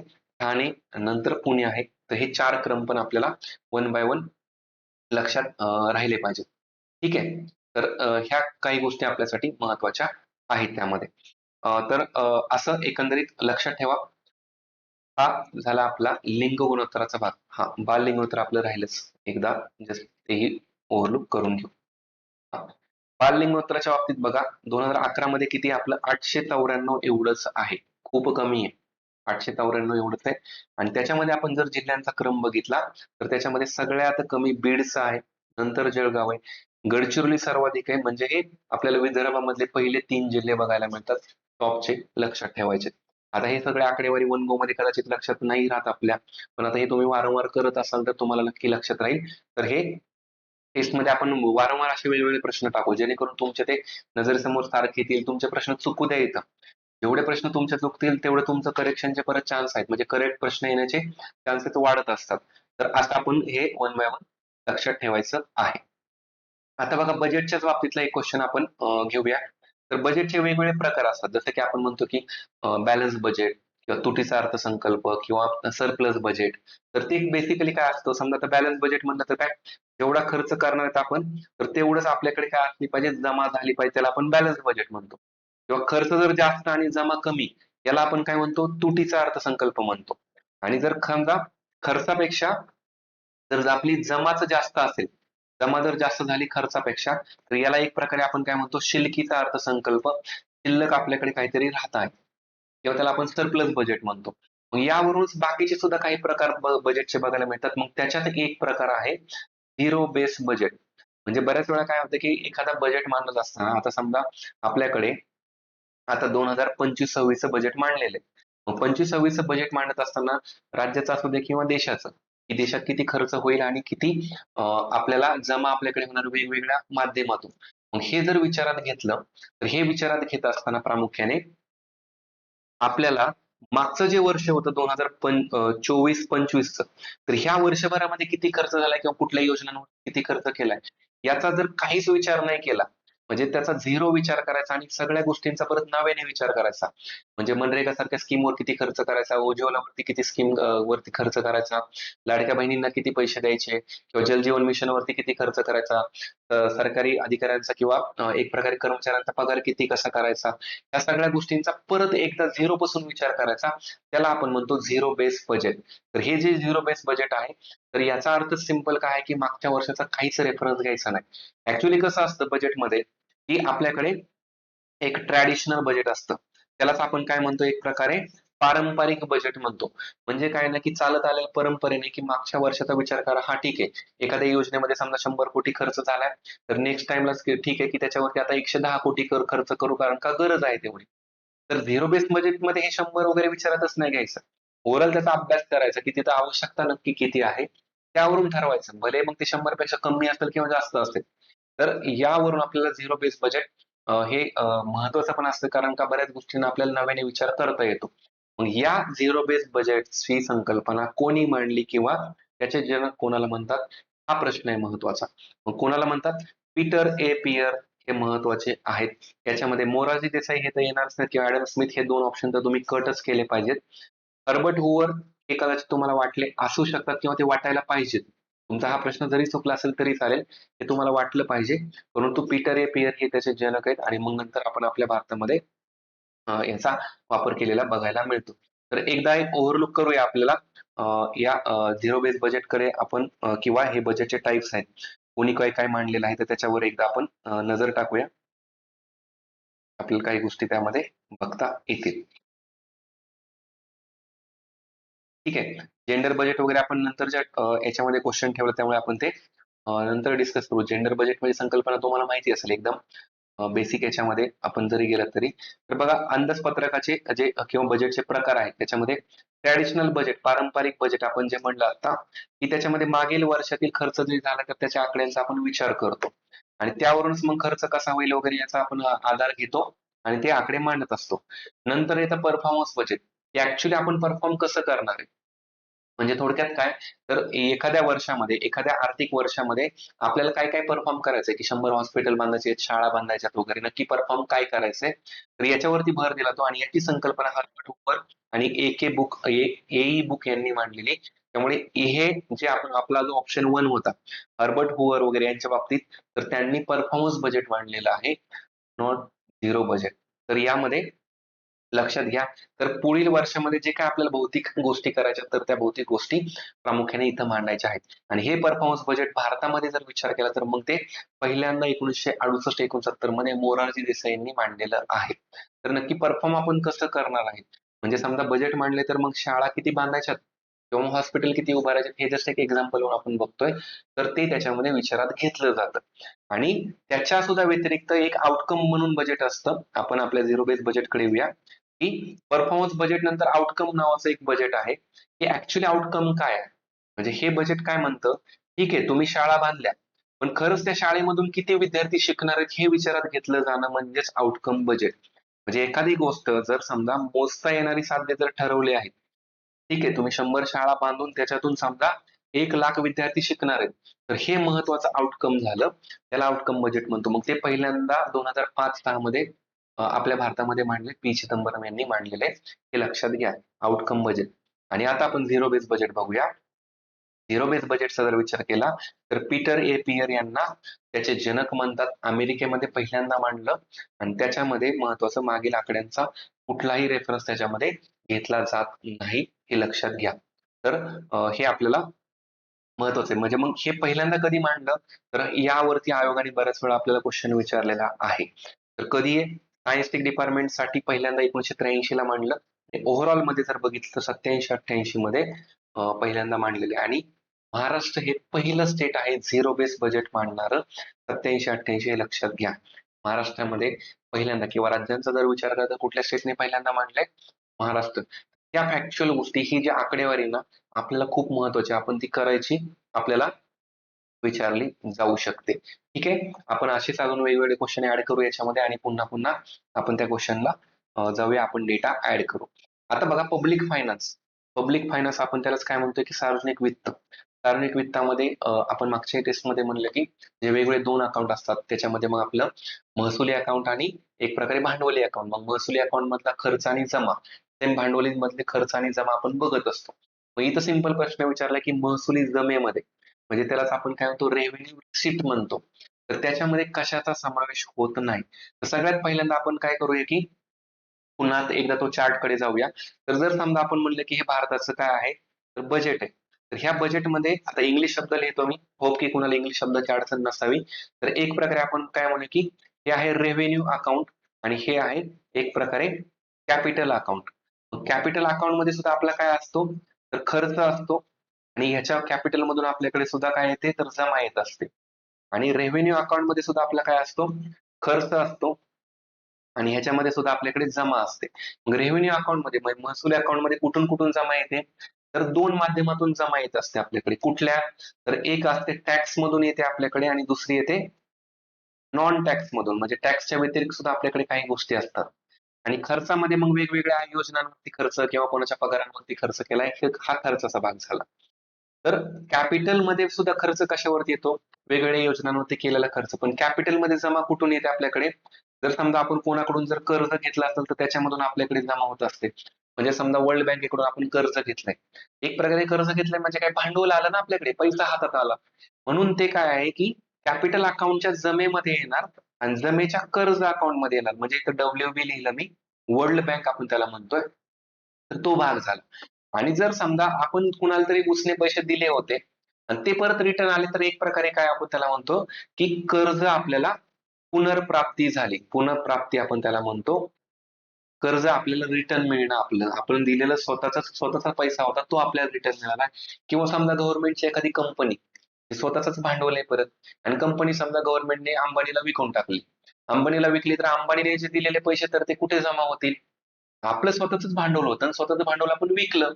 मग ते भांडवल विकलंय म्हणजेच ते कॅपिटल अकाउंट मध्ये जमा होणार आहे. या अकाउंट मध्ये जमा होणार आहे ते. तर ते एक प्रकारे इथं त्याला आपण इन्व्हेस्टमेंट म्हणतो किंवा पुनर्गुंतवणूक मधून येणारा पैसा असतो. तर तो आपण तिथं गुंतवलेला आहे. आता आपल्याला प्रश्नाचा भाग काय विचारलाय की रेव्हेन्यू जमेमध्ये कशाचा समावेश होत नाही असं विचारलेलं आहे. मग टॅक्स मधून मग टॅक्सचे सगळे प्रकार, जीएसटी असू द्या किंवा इन्कम टॅक्स असू द्या, कॉर्पोरेशन टॅक्स असू द्या, ते सगळं त्याच्यात येईल. नॉन टॅक्स मध्ये काय येईल वेगवेगळं? जर कोणाला काहीतरी फाईन लावलाय किंवा आपल्याला कोणीतरी अनुदान दिलंय. अनुदान एक प्रकारे काय असतं? फ्री असतं. सपोज की इथं मी एक एक्झाम्पल म्हणून लिहितो इथं, की समजा वर्ल्ड बँक आली आणि वर्ल्ड बँक काय म्हणली की भारताला आम्ही असं असं डेव्हलपमेंटसाठी अनुदान देतोय, की एक प्रकारे ती मदत म्हणून देतोय. म्हणजे त्यालाच आपण काय म्हणतो, एक प्रकारे ग्रँट जर कोणी दिलं असेल, ग्रँट इन एड आपण त्याला म्हणतो. तर ही एक प्रकारे काय असते? अनुदान म्हणजे मदत असते. ती आपण रिटर्न करायची नसते. म्हणजे एक प्रकारे काय झालं की महसूल आपल्याकडे तो जमा झाला. म्हणजे कॅपिटलमध्ये आपण इथं कर्ज का घेतले? कारण का ते आपल्याला रिटर्न करायचे. जरी भांडवल आलं असतं तरी आपल्याला ते रिटर्न करायचंय. महसूल आलाय, तो पैसा आलाय म्हणजे तो रिटर्न नाही करायचा. मग तो ग्रँट इन एड इथं येणार आहे. मग इथं टॅक्स पण येणार आहे. तसंच वेगवेगळी आपण आपला समजा नफा झालाय, प्रॉफिट झाला, म्हणजे गव्हर्नमेंटची काहीतरी इन्व्हेस्टमेंट होती आणि त्याच्यामध्ये गव्हर्नमेंटला प्रॉफिट झालाय. तर तो सुद्धा नफा कशामध्ये येईल? तर नॉन टॅक्स मध्ये येईल. म्हणजे आपण प्रश्नाकडे जाऊया. प्रश्नामध्ये एकदा क्रॉस चेक करू. अनुदान प्राप्ती, त्यालाच आपण ग्रँट्स म्हणतोय. तर अनुदान मिळेल तर ते कशामध्ये येईल? रेव्हेन्यू जमेमध्ये येईल. आपल्याला प्रश्नात विचारले कशात समावेश होत नाही, म्हणजे अ चा तर समावेश होईल. याचा अर्थ आपलं उत्तर येणार नाहीये. ठीक आहे. प्रश्न नीट वाचा. प्रश्नात काय दिलेले, कुठलं येणार नाही असं विचारलंय. तर येतंय. अप्रत्यक्ष कर, इनडायरेक्ट टॅक्स, याचा अर्थच काय? जीएसटी आपण म्हणू. अप्रत्यक्ष कर येतात ना टॅक्स मध्ये, नॉन टॅक्स आपलं सॉरी टॅक्स मध्ये डायरेक्ट टॅक्स, इनडायरेक्ट टॅक्स असं आपण त्याला कॅटेगरायझेशन करतो. म्हणजे टॅक्स सुद्धा येईल त्याच्यात. आपल्याला विचारले अगेन काय नाही येणार आहे, म्हणजे ब सुद्धा येणार नाही. ब ऑप्शन गेला. ब गेलाच म्हणजे इथं ब क दिले म्हणजे हा सुद्धा ऑप्शन गेला. इथं व्याज प्राप्ती, व्याज प्राप्ती म्हणजेच काय? तर आपण कोणाला तरी पैसे उसने दिले तर त्याच्यापासून जे मिळणार तर ते सुद्धा आपल्या महसुली अकाउंट मध्ये येत असतं. त्यामुळे हे तिन्ही विधानं जी आहेत तर ह्यांचा समावेश होईल. प्रश्नात नाही विचारलं याचा अर्थ काय? एकही नाही येणार. एकाचाही समावेश होत नाही. म्हणजे सॉरी, समावेश होत नाही म्हणजेच काय? कुठलं नाही असं विचारलंय. याचा अर्थ सगळे आहेत म्हणून एकही नाही हा ऑप्शन आपला येणार आहे. लक्षात घ्या. निगेटिव्ह निगेटिव्ह पॉझिटिव्ह असतं म्हणजे एक प्रकारे काय?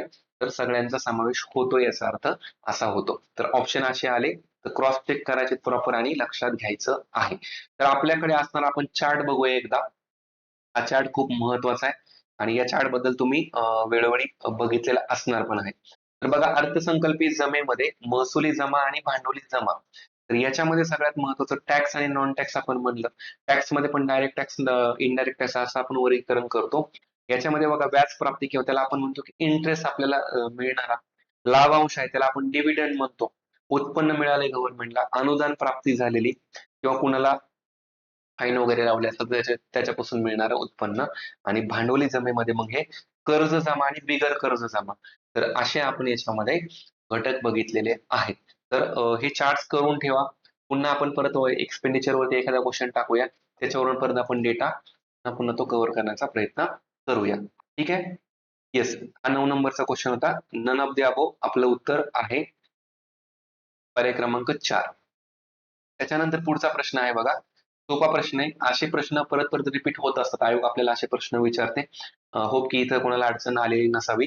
वेगवेगळ्या कृषी क्रांत्या दिल्यात किंवा कृषी क्षेत्राच्या संदर्भाने आपण म्हणले. आता कृषी शब्द म्हणलं की तुम्हाला इथं काहीतरी वेगळं वाटलं असेल, पण कृषीच्या संदर्भानेच हा घटक आहे किंवा त्याला एक प्रकारे आपण काय म्हणतो की आपल्याकडे असणाऱ्या रेनबो रिव्होल्यूशन पण आहे. एक प्रकारे इंद्रधनुष्य क्रांती आहे, तर त्याच्यामध्ये वेगवेगळ्या क्रांत्यांचा समावेश होतो आणि त्यांचा संदर्भ किंवा त्या कुठल्या घटकाच्या अनुषंगाने आहेत. आपल्याला ग्रीन रिव्होल्यूशन तर माहितीच आहे. ग्रीन रिव्होल्यूशन ही अन्नधान्याच्या संदर्भात होती. मग त्याच्यामध्ये बघा ब्ल्यू रिव्होल्यूशन आहे.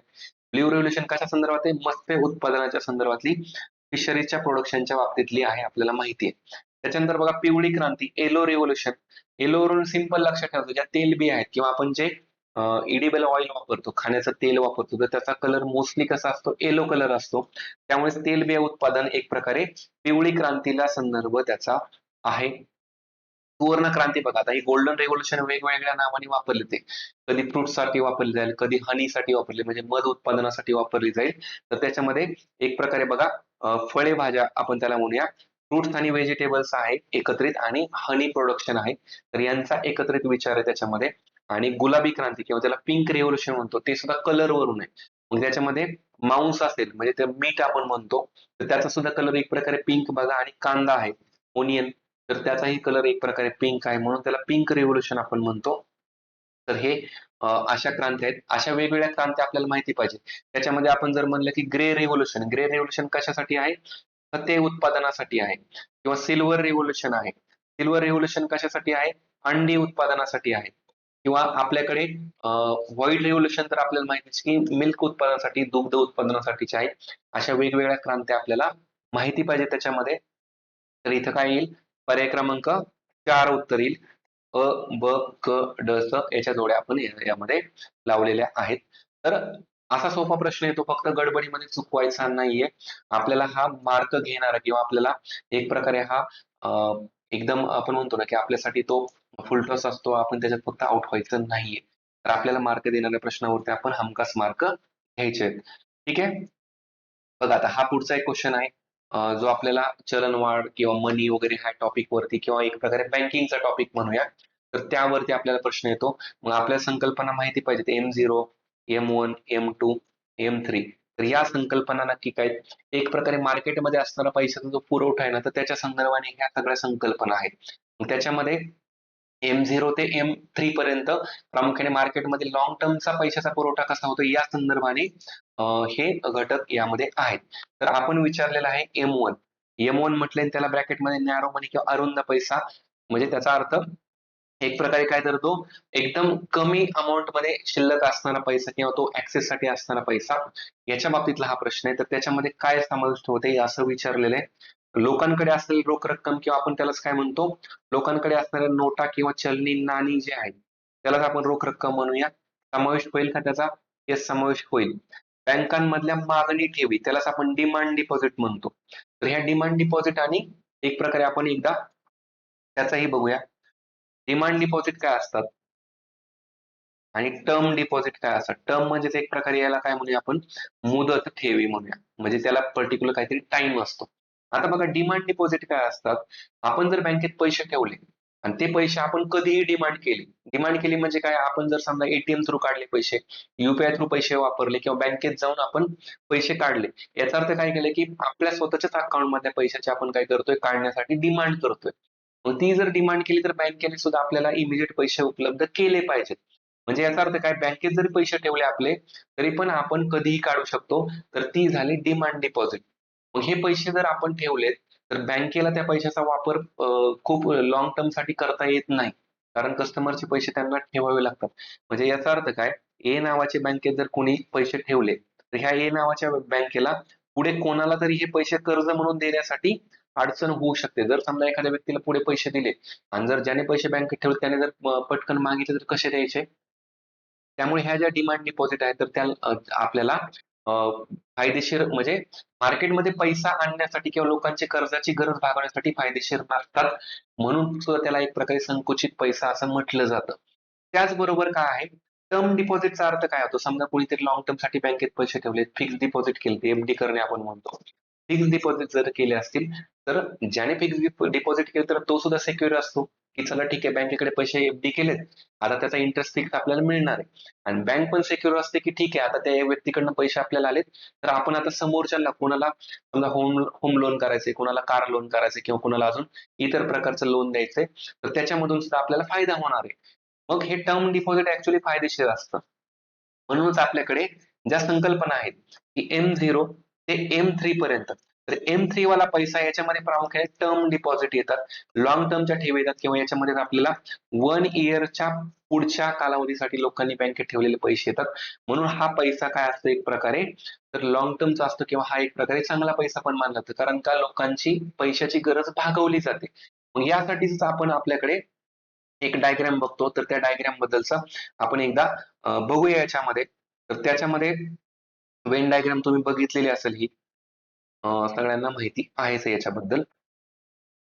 बघा, तर यामध्ये प्रामुख्याने जर आपण बघितलं, M0 आहे, M0 इथे, आणि नंतर M1, M2, M3 आपण घेतलेलं आहे.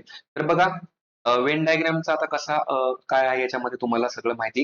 तर हा जो M0 आहे, तर हाच खूप महत्वाचा आहे, कारण का M0 वरच आधारित पुढचं M1, M2, M3 ठरणार आहे. म्हणजे मनी 1, 2, 3 अशा टप्प्यामध्ये आपण विचारात घेतोय.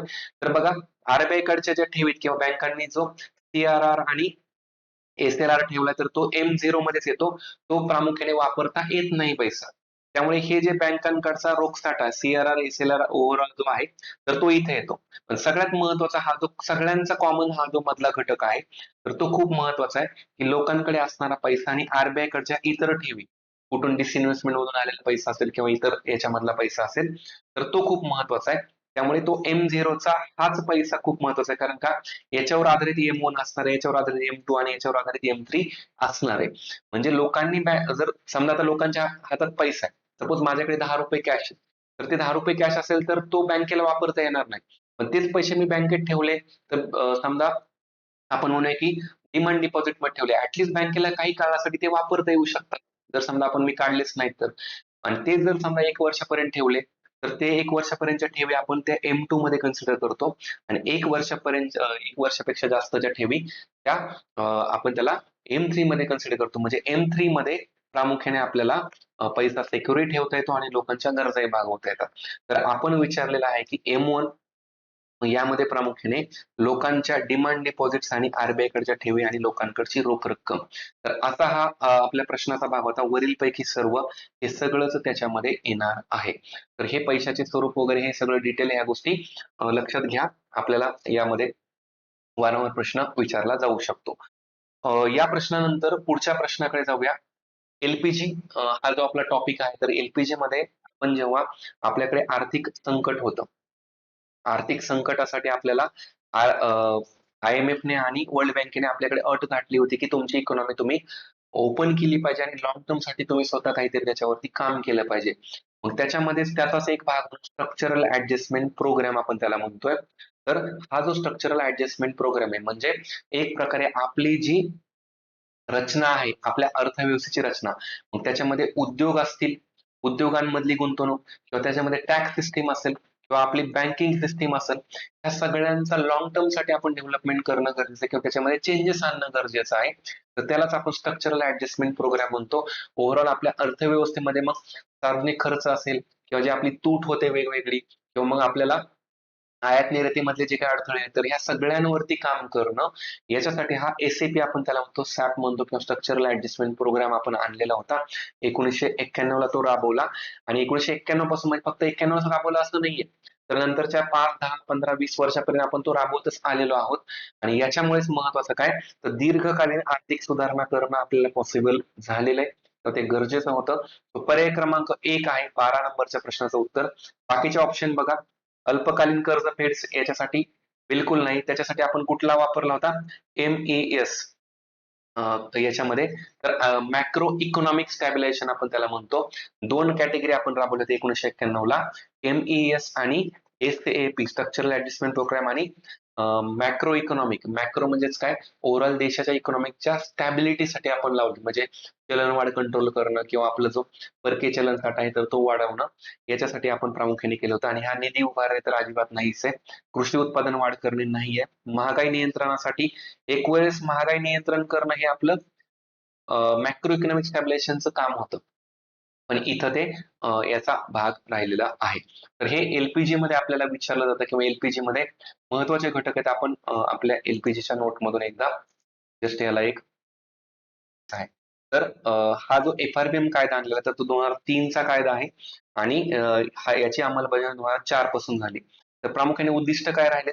एक प्रकारे सरकारचं कर्जाचं जे भार आहे तर तो कमी करणं, एक प्रकारे महसुली तूट शून्यावर आणणे आणि आर्थिक तूट सुद्धा आपली कमी करणं आणि एक प्रकारे आपल्याला स्टॅबिलिटी देणं, आपल्या देशाला स्टॅबिलिटी देणं खूप गरजेचं होतं. यातले 3 कार्यगट लक्षात घ्या. त्यातला जर पहिला कार्यगट आपण जर बघितला तर पहिला कार्यगट आहे डॉक्टर विजय केळकर. 2003 चा कार्यगट आहे. या कार्यगटाच्या शिफारसीनुसार 2008-9 पर्यंत आपण काही टार्गेट ठरवले होते FRBM कायद्याच्या अंतर्गतचे. मग हे कुठले टार्गेट होते की जसं राजकोषीय तूट 2008-9 पर्यंत काय करायची तर ती दरवर्षी 0.3% ने कमी करून ती 2.8 पर्यंत आणायची राजकोषीय तूट फिस्कल डेफिसिट वरती आपण क्वेश्चन घेऊया नंतर. त्याचबरोबर महसुली तूट ही 0.5% ने कमी करून एक प्रकारे झिरो करायची आणि एक प्रकारे महसुलीची आपले जमा ही वाढवायची किंवा महसुली अधिक्य त्याला आपण म्हणतो किंवा ऍटलिस्ट ती 0 पर्यंत तरी आणायची. महसुली तूट आपल्याला 0 पर्यंत आणायची. तर हा पहिल्या गटाचं टार्गेट होतं.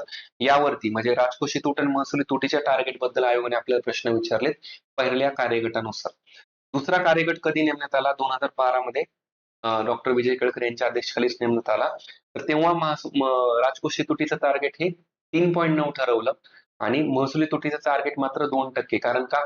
त्यांच्या असं लक्षात आलं की 0 पर्यंत शक्यच नाहीये करणं. ऍटलिस्ट ती 2% पर्यंत तरी आणूया. मग ती 2% पर्यंतचं टार्गेट आपल्याला ठेवलेलं पाहायला मिळतं. त्याच्यानंतर तिसरा कार्यगट आला. तिसरा कार्यगट कधी आला? एन.के. सिंग यांच्या अध्यक्षतेखाली आला 2016 मध्ये. त्यांनी मात्र काय म्हटलं की FRBM कायदाच रद्द करा आणि FRBM कायदा रद्द करून त्याच्या जागी काय आणला की डेब्ट अँड फिस्कल रिस्पॉन्सिबिलिटी कायदा आणावा असं त्यांनी सुचवलेलं होतं. त्याचबरोबर त्यांनी काय म्हटलं की दर वर्षाचे वेगवेगळे टार्गेट ठरवूया आपण जसं की 2018 ते 21 पर्यंत 3% फिस्कल डेफिसिट ठेवू आणि नंतर परत दर वर्षांनी थोडी थोडी कमी करत करत आपण जाऊया. तर असे हे वेगवेगळे कार्यगट FRBM कायद्याच्या अंतर्गत आणलेले होते. आपल्याला ते ओव्हरऑल लक्षात ठेवायचे. आपल्याला 1 to 1 मध्ये आपण अजून परत काही एखाद्या कार्यगटावरती क्वेश्चन टाकला पुन्हा आपण त्याला रिवाइज करून घेऊया. ठीक आहे. याच्यानंतर शेवटचा क्वेश्चन उद्योग टॉपिक मधला इंडस्ट्रीमध्ये असा क्वेश्चन आयोगाने असा थेटपणे नाही विचारला पण विचारू शकतात की आपल्याकडे बघा मोठे उद्योग आहेत आणि त्याचबरोबर MSME आहे म्हणजे मायक्रो स्मॉल आणि मिडियम एंटरप्राइजेस. तर असं उद्योगांचं वेगवेगळं वर्गीकरण आहे. तर मोठे उद्योग किंवा ओव्हरऑल उद्योगांमध्ये कोर इंडस्ट्री नावाचा हा घटक आहे. तर कोर उद्योग कोणाला म्हटलं जातं? तर असे कोर उद्योग कोणते कोणते आहेत नक्की? तर ते आपल्याला विचारलं जाऊ शकतं. तर उद्योगांच्या वर्गीकरणामध्ये किती उद्योगांचा समावेश होता असा आपण एक सिंपल क्वेश्चन विचारलाय. तर काही जणांना माहिती नसेल तर माहिती करून घ्या आता. तर टोटल 8 इंडस्ट्री याच्यामध्ये आहेत. तर त्या 8 इंडस्ट्रीज कोणत्या आहेत? आपण त्या आपल्याला माहिती पाहिजे आणि ह्या 8 इंडस्ट्रीमध्ये जर बघितलं तर याच्यामधल्या पॉवर सेक्टर मधल्या किंवा फ्युल सेक्टर मधल्या किंवा इंधन सेक्टर मधल्या महत्वाच्या इंडस्ट्री आपल्याला याच्यामध्ये बघायला मिळतात. आपण त्या बघूया जस्ट. येस. आपल्या मेन्सच्या नोट्स आहेत राज्यसेवा मेन्स किंवा मग कंबाईन मेन्सच्या जो आपला सिलेबस आहे तर त्याच्या संदर्भाने आहेत. तर एक लक्षात घ्या आपल्याकडे उद्योगांचं वर्गीकरण असतं कोर इंडस्ट्रीज म्हणजे आपल्याकडे जे मॅन्युफॅक्चरिंग सेक्टर आहे मॅन्युफॅक्चरिंग सेक्टरचा जर टोटल जवळपास 40% वाटा या 8 इंडस्ट्रीने कव्हर केलेला आहे. म्हणजे आपल्याकडे जे वस्तू निर्माण होतं वस्तूंचं उत्पादन होतं त्याच्यामध्ये 8 इंडस्ट्रींचा दबदबा राहिलेला आहे. तर ते टोटल 8 इंडस्ट्री खूप महत्वाच्या आहेत. तर त्याच्यामध्ये पेट्रोलियम रिफायनरी बघा सगळ्यात टॉपला आहे सध्या तरी की त्याचा वाटा जास्त आहे. पेट्रोलियम रिफायनरी म्हणून तर आपण निर्यात जी बघितली परकीय व्यापारामध्ये निर्यात आपली टॉप कोणाची आहे? तर पेट्रोलियम रिफायनरी किंवा पेट्रोलियम प्रोडक्टची आहे ना. आपण बघितलेलं त्याच्याबद्दल.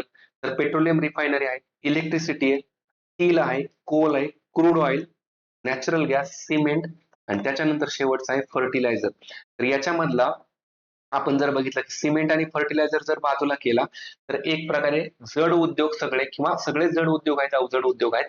पण त्याच्यामध्ये आपल्याला इंधनावरचे उद्योग सगळ्यात मोठे रिफायनरी झालं, इलेक्ट्रिसिटी झालं किंवा कोल झालं, क्रूड ऑइल झालं, नॅचरल गॅस हे 5 उद्योग तर आपल्याला याचेच आहेत, कारण ह्याच्यावरतीच मोठा आपला बेस तयार झालेला आहे. तर ह्या 8 कोर इंडस्ट्रीज आणि यांचा मॅन्युफॅक्चरिंग मधला वाटा 40% पेक्षा पण जास्त आहे. तर हे लक्षात ठेवायचं आहे. उद्योगांसाठी आपल्याकडे index of industrial production IIP हा निर्माण केला जातो किंवा हा तयार केला जातो. तर त्याच्यामध्ये यांचा वाटा हा सगळ्यात जास्त आहे किंवा 40% पेक्षा जास्त आहे. ह्या 8 इंडस्ट्रीचे नाव पाठ नाही झाली तरी चालतील, पण टॉपला कोण आहे किंवा कुठल्या टाईपच्या इंडस्ट्री आहेत हे तरी लक्षात ठेवायचं आहे. ठीक आहे. तर अशा पद्धतीने हे आपले आजच्या सेकंड टेस्ट मधले हे 15 क्वेश्चन झाले. परत नेक्स्ट डेला म्हणजे किंवा नेक्स्ट टेस्टला आपलं सेम असंच कॉम्बिनेशन राहील. टॉपिक वेगवेगळे राहतील. तर तुम्ही तुमच्यापैकी काही जणांनी फीडबॅक तुमचे शेअर केले, तुम्हाला टेस्ट कशी जाते. बऱ्याच जणांचं म्हणणं आहे की चांगली रिव्हिजन होते, चांगला डेटा कव्हर होतोय. काही जणांचं असं पण सजेशन आहे की अजून डेटा वाढवा वगैरे. थोडंसं टाइम क्रंचमुळे पण होते, कारण कसं होतं की जवळपास हा व्हिडिओ मला वाटतं की 75 मिनिटाचा वगैरे झाला असावा. तर मग 75 प्लस मिनिटं किंवा 60 मिनिटं प्लस जर म्हटलं 15 क्वेश्चनसाठी, तर कसं लेंदी होतं. खूप मोजकेच विद्यार्थी बघतात, बरेचसे विद्यार्थी स्किप करतात. तो शॉर्ट मध्ये आपण बऱ्यापैकी मॅक्झिमम द्यायचा प्रयत्न करू. साधारणतः 1 तास 60-70 मिनिटं वगैरे अशा रेंजमध्ये आपण 15 क्वेश्चन ठेवत चालू. ते जेणेकरून काय होईल की सगळं आपलं कव्हर होत चालेल आणि आपल्याला रिपीट करायच्यात. बऱ्याच गोष्टी वारंवार रिपीट करायच्यात. आता आपण रिव्हिजन मोडमध्येच आहोत, कारण का आपल्याला मार्क बूस्ट करायचे. सो बी रेडी नेक्स्ट टेस्टसाठी. भेटूया आपण पुढच्या टेस्टमध्ये. तुमच्या काही शंका असतील तर नक्की शेअर करा. टेस्टचा फीडबॅक नक्की द्या. टेस्टची क्वालिटी कशी वाटते, टेस्टचे प्रश्न ओव्हरऑल किंवा तुमचा डेटा कसा कव्हर होतोय किंवा तुम्हाला नवीन काय काय मिळतंय, तुमच्या मित्रांना वगैरे सजेस्ट करा नक्की. टेस्ट तुम्हाला आवडली असेल तर आपण भेटूया नेक्स्ट टेस्टमध्ये. चालेल, आपण इथं थांबूया. Thank you very much.